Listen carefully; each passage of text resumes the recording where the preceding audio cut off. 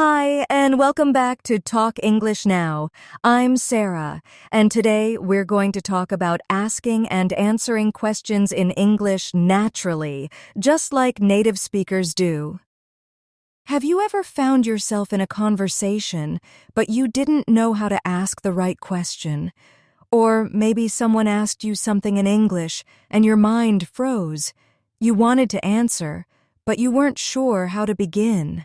That's completely normal, and you're not alone.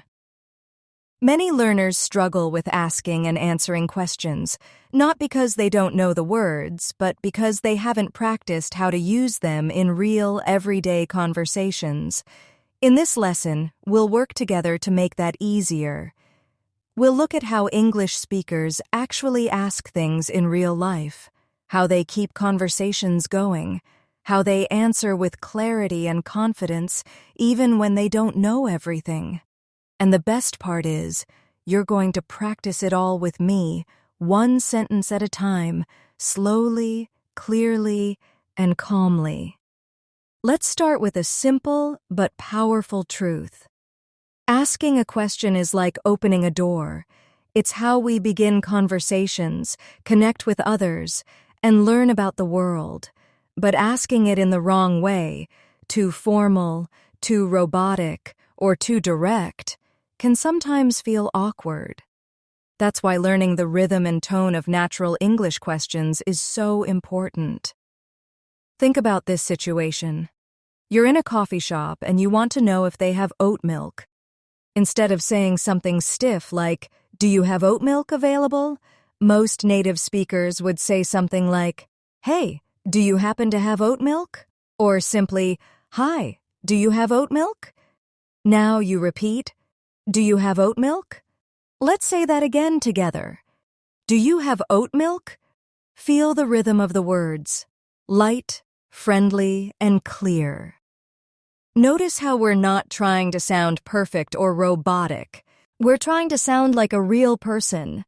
That's your goal in every question you ask. Let's look at some common situations where questions come up. Asking for information, asking for help, starting a conversation, and checking for understanding. These are soft themes that cover most real-life needs. Here's one from daily life. You're lost in a new neighborhood and you need directions. A formal learner might think, "Excuse me, can you provide directions to the nearest bus station?" But in real life, people say, "Hi, do you know where the bus stop is?" Or, "Hey, is there a bus stop nearby?" Try this one with me.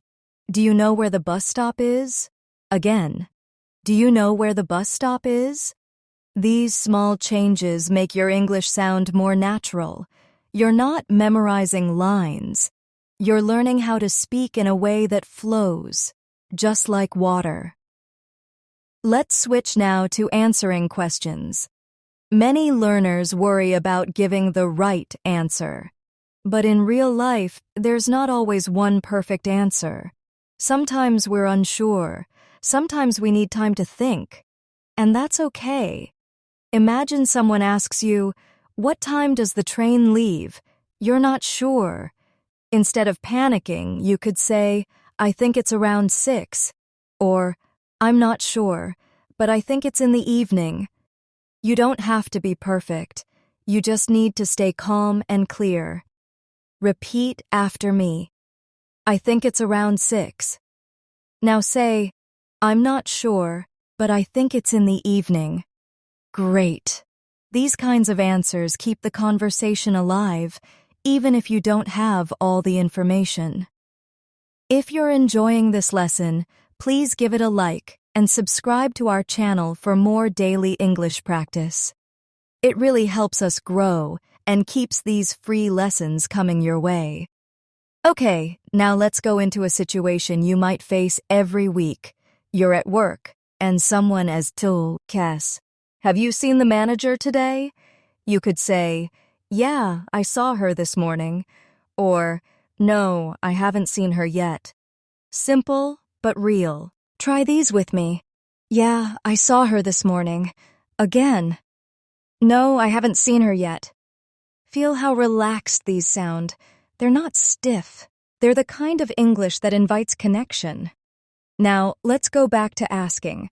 One very useful structure for questions is, could you? It's polite, soft, and common. Could you help me with this? Could you tell me how to get to the train station? Repeat with me. Could you help me with this? Again. Could you tell me how to get to the train station? This question style is helpful in formal or public places like airports, banks, or offices. It shows respect, and it makes the listener more willing to help. Here's a soft mistake I often hear from learners. They say, "You can help me?" or "You tell me where it is." These are missing the polite structure, and they sound too direct. Let's fix it gently. Say this: "Could you help me?" Much better. You're building the habit of speaking kindly, and that's powerful. Now imagine this. You're at a party. You don't know anyone, and you want to start a conversation. What kind of question could you ask? Something like, "Hey, how do you know the host?" or "So have you been here before?" These are called small talk questions. They're soft, friendly, and easy to answer. Try one with me. "Hey, how do you know the host?" Again. "So have you been here before?" Small talk can feel awkward at first, but remember, asking a question is a gift. You're giving the other person a chance to connect with you. You're saying, "I'm interested. I care. Let's talk." Let me ask you something now. Can you think of a time this kind of question would be useful in your own life? Maybe the next time you meet someone new? Keep that in mind, because in a moment, I'll give you a task to help you practice. First, a more real-life example. You're in a clothing store and you want to ask for a different size. You could say, "Excuse me, do you have this in a medium?" Or, "Hi, is there a large size in this?" Say these with me. Do you have this in a medium? Is there a large size in this? These are very real, very useful, and easy to remember. Now, here's your task. Try recording yourself asking 3 questions from today's lesson. Pick the ones you think you'd really use. Listen back. How do you sound? Are you speaking too fast? Too soft? Are your words clear? This is your garden, your English garden. Every sentence you practice is like planting a seed, and with time, your confidence will grow. You're doing amazing so far. Don't worry if you make mistakes. Every mistake is just a stepping stone to fluency. Let's keep going together. Let's talk about one of the most common question types, WOCH questions. You know them. Who, what, when, where, why, and how. These are the building blocks of most English conversations. But here's the key. It's not just about the words. It's about how you say them. Let's take, what do you do? A classic question when meeting someone for the first time. You're asking about their job or how they spend their time. But learners sometimes say, what you do, which sounds incomplete. Let's fix it gently. Repeat after me. What do you do? Again. What do you do? It's short, smooth, and friendly. Now imagine someone asks you that question. How would you answer?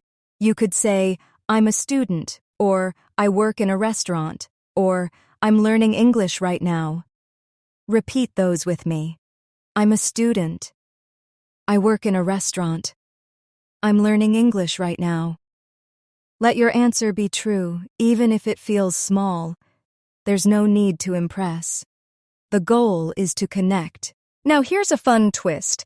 You can also use these WH questions to learn about other people's lives. Ask someone, where are you from? Say that with me. Where are you from?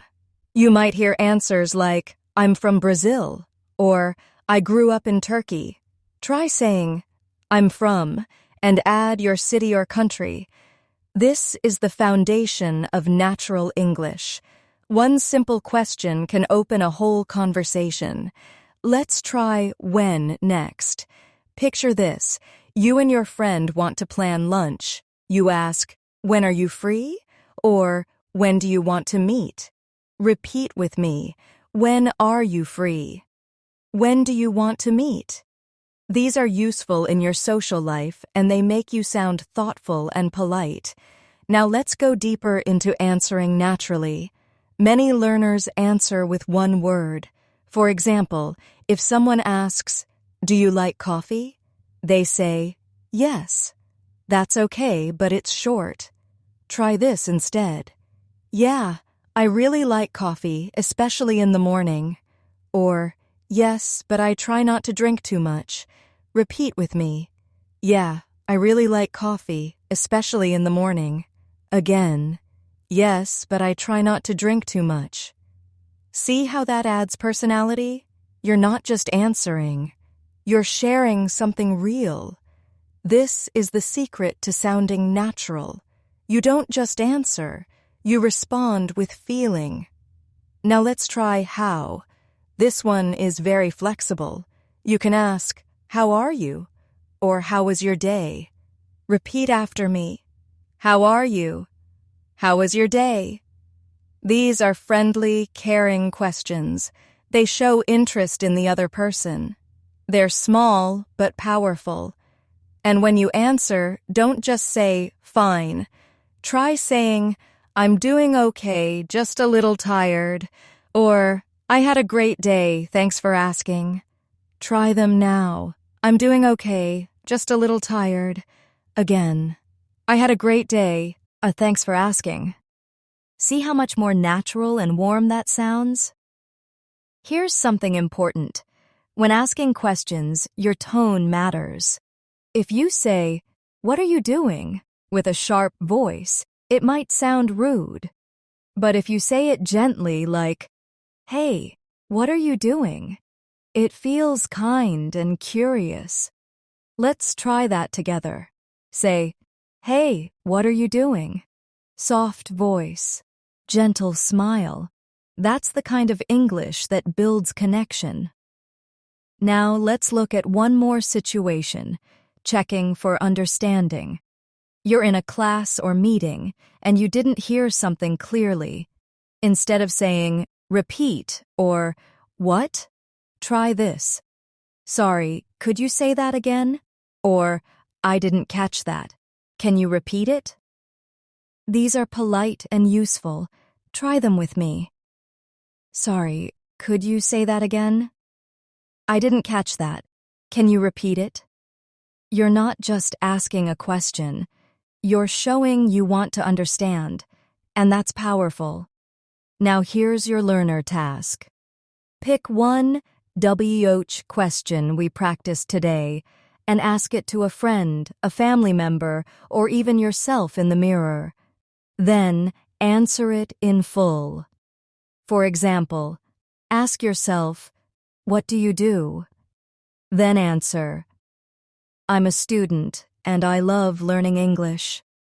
This might feel funny at first, but it's training your brain to speak smoothly and naturally. Learning English is like learning to swim. At first you splash and struggle, but the more you move, the more your body learns the rhythm, and soon you're gliding. Keep swimming, friend. You're doing beautifully. Let's keep going with more everyday questions and answers. Let's imagine you're at a restaurant now. You want to ask the waiter something simple, maybe about the food. You could say, "What do you recommend?" Or, "Is this dish spicy?" Repeat with me. What do you recommend? Again. Is this dish spicy? Now try answering. If someone asks you that, you might say, "I'm not sure, but I've heard the pasta is good." Or, "Yes, it's a little spicy, but very tasty." Try it out. "I'm not sure, but I've heard the pasta is good." And now, "Yes, it's a little spicy, but very tasty." This is how we build everyday English. One question. one answer, spoken clearly and kindly. Now picture this. You're shopping and you want to know the price. You can say, "How much is this?" or "What's the price of this one?" Let's practice.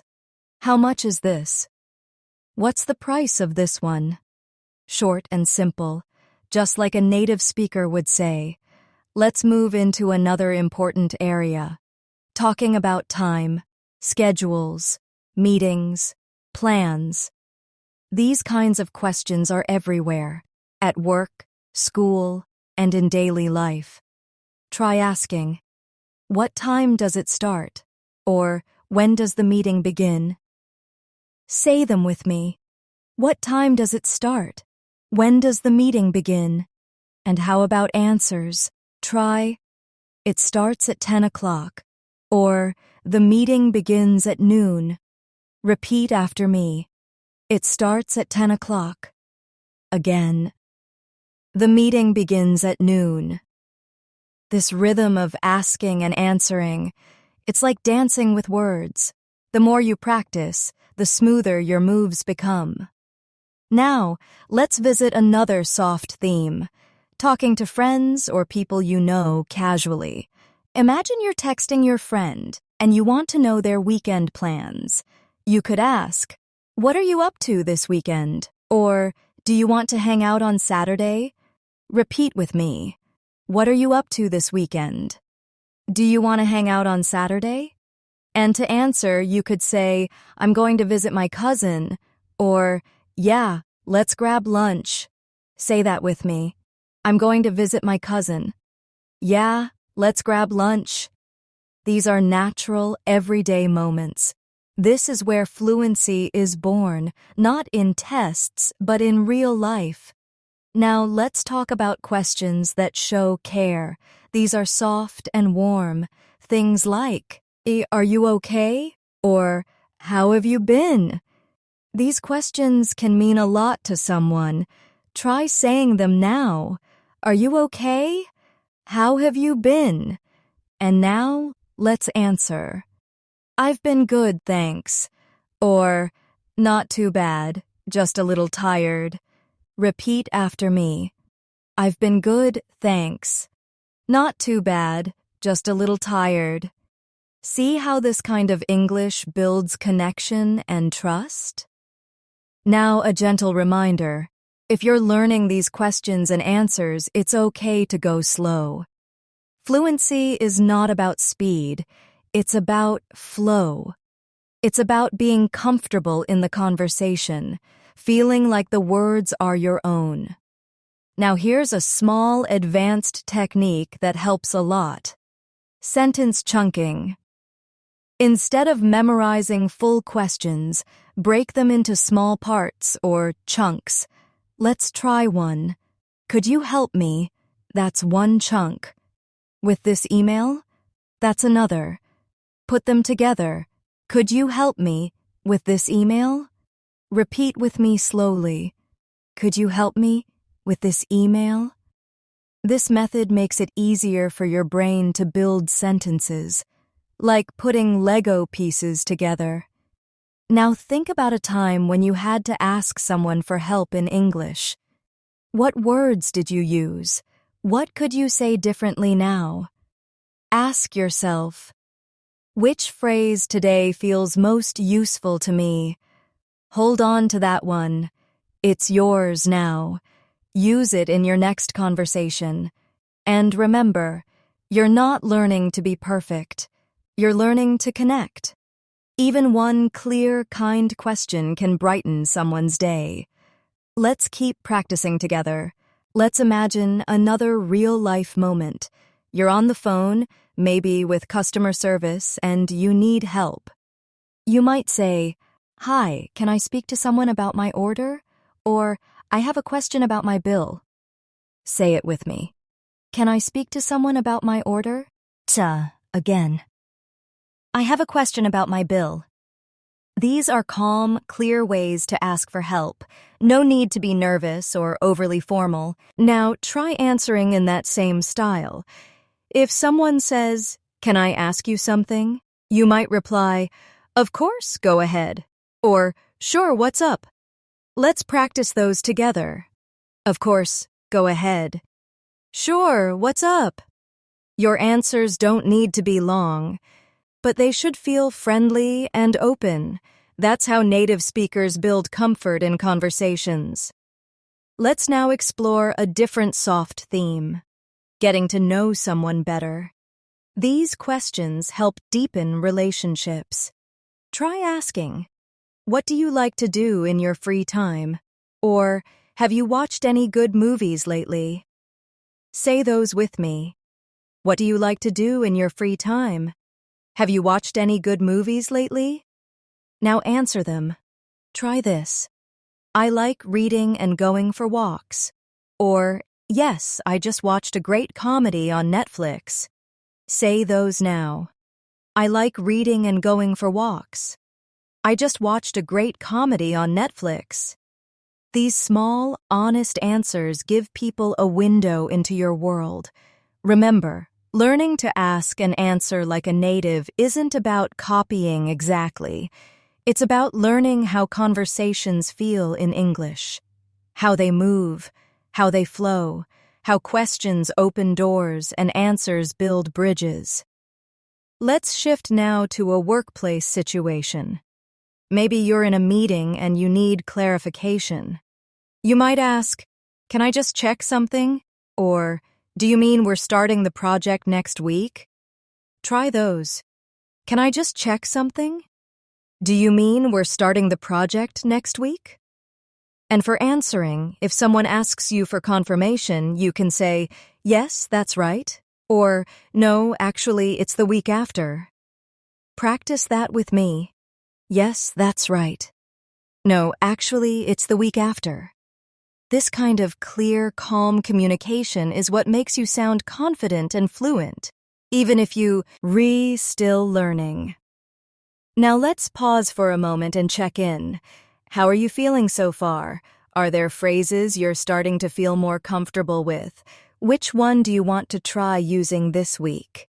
Ask yourself, what's one question I could ask someone tomorrow in real life? Maybe something simple like, "How was your day?" Or, "Do you need any help?" Even one sentence is a small victory, and every small victory is a step forward. Let's add another helpful trick. When you don't understand a question, you can ask for time without feeling embarrassed. Say this, "That's a good question. Let me think for a moment." Repeat with me, "That's a good question. Let me think for a moment." This is something even native speakers do. It's natural, and it gives you space to think clearly. You can also say, "I'm not sure, but I think," and finish your answer honestly. Try that now. I'm not sure, but I think it's tomorrow." This teaches your mind to stay relaxed under pressure, to slow down instead of freezing up. Now let's try a little shadowing practice. I'll say a short question and you repeat it right after. Ready? What time do you start work? Where did you buy that? Can you help me with this? How was your weekend? Great. Now I'll say a few answers. You repeat after me. I start at 9 in the morning. I bought it at the market near my house. Sure, I'd be happy to help. It was relaxing. I stayed home and read. You're doing amazing. Your mouth, your ears, and your brain are learning together. That's how fluency is built.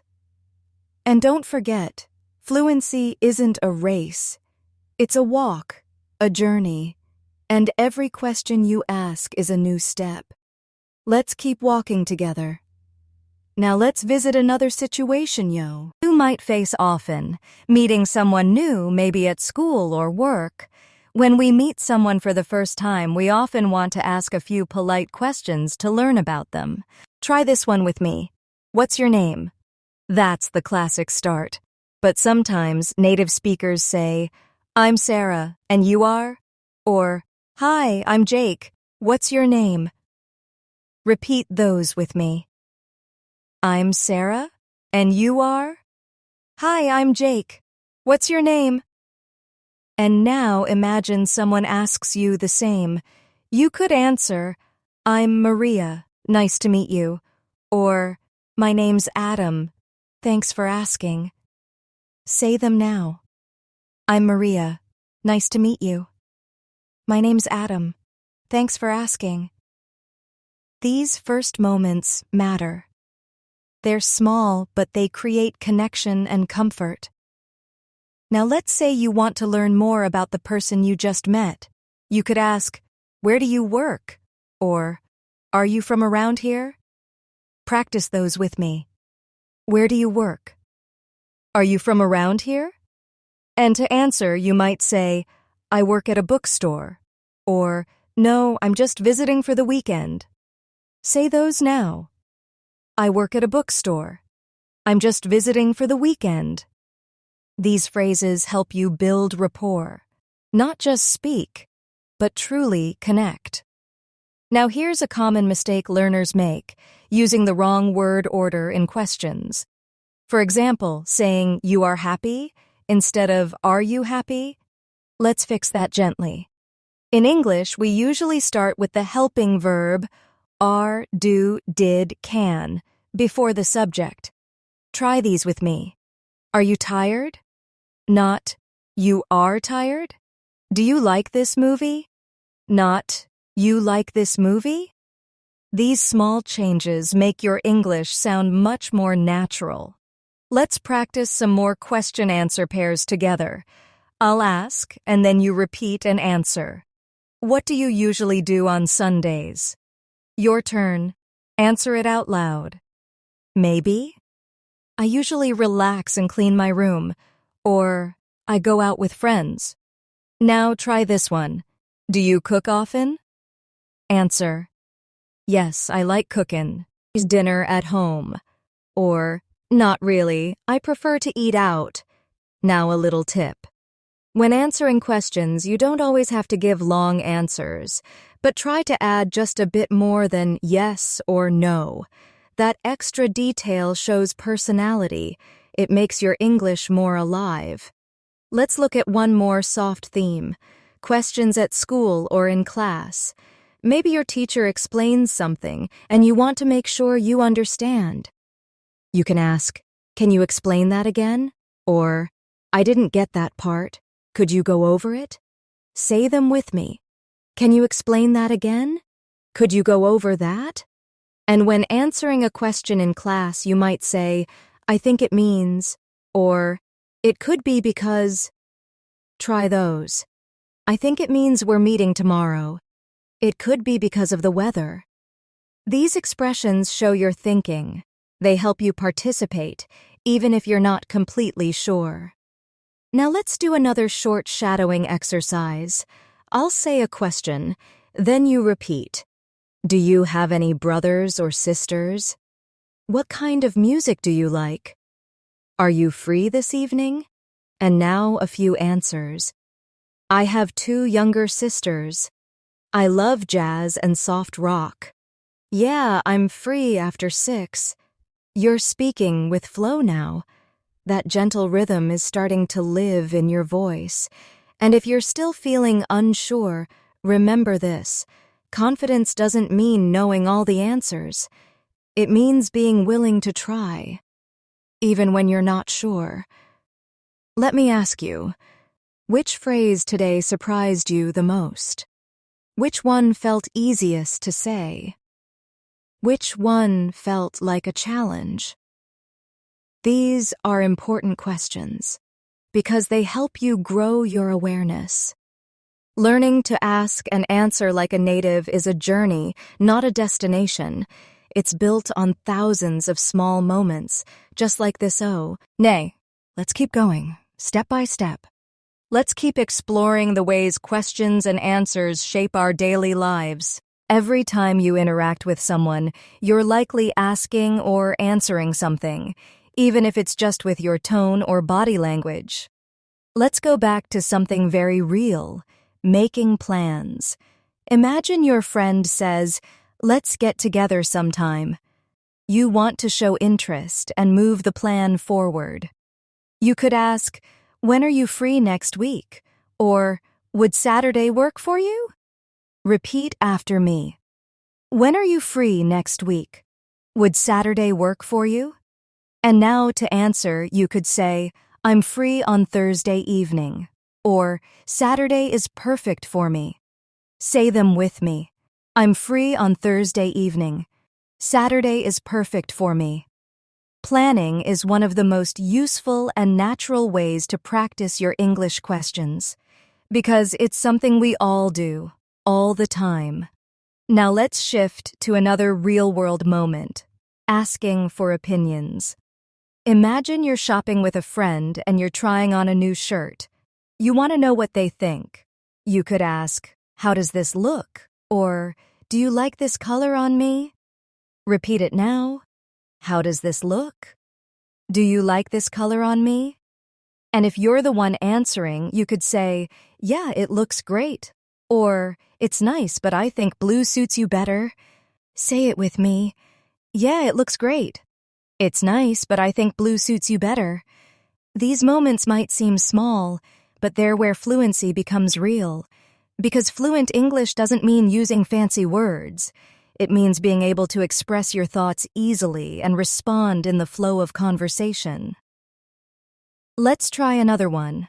Asking for clarification in casual conversation. Imagine someone tells you a story and uses a word you don't know. You can ask, what does that mean? Or, sorry, what's that word? Repeat those gently. What does that mean? Sorry, what's that word? There's no shame in asking. In fact, asking shows you care about understanding, and that makes you a strong learner. Now let's do a short back and forth practice, like a mini role play. I'll say a question, you answer out loud. What do you usually eat for breakfast? Go ahead. Say your answer. Now I'll answer for practice. I usually have toast and tea. Next one. How do you get to work? Say your answer now. Maybe you said, I take the bus, or I walk if the weather's nice. Let's try one more. Do you prefer summer or winter? Your answer could be, I like summer, I love the sunshine. These questions give people a chance to know you, and each time you answer, you get a little more fluent, a little more comfortable. Let's talk now about a question you'll hear a lot in English. What's up? Or how's it going? These are casual greetings, not deep questions.